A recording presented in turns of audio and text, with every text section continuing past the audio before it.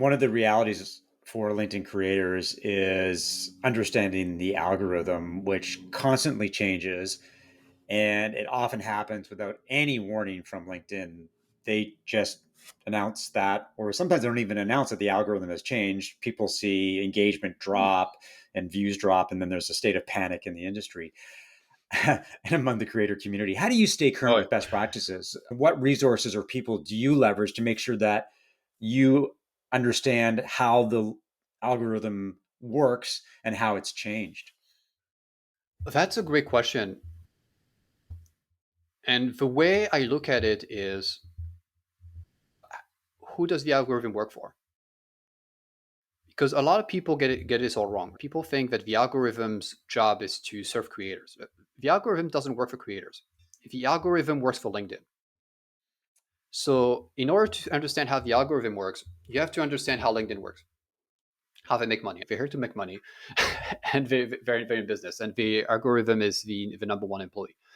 So the way they make money through subscriptions like Sales Navigator, recruitment, and things like this. And then they make money through selling ads.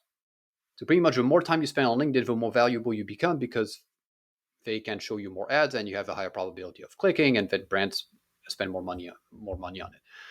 So ultimately, the way you got to look at the algorithm is, how can LinkedIn get more people to spend more time on the platform? So the algorithm is not going to do anything that goes against that interest. So how does it impact content? So with that in mind, what kind of behavior does LinkedIn want to see from creators? So they probably want creators that create every day, because that way people show up at a specific time and it's 9 a.m. Mark is going to post. It's going to be a good piece of content. I got to check it out. And so that becomes part of people's habits. And so therefore they show up on the platform more. And then it's about creating quality content, because if every single post you see is terrible and it's not useful, you're going to be like, what LinkedIn is, yeah, I mean, it's great, but I'd rather spend time on TikTok. I'm having more fun doing it. So the next question is, okay, so how does LinkedIn measure the quality of the content?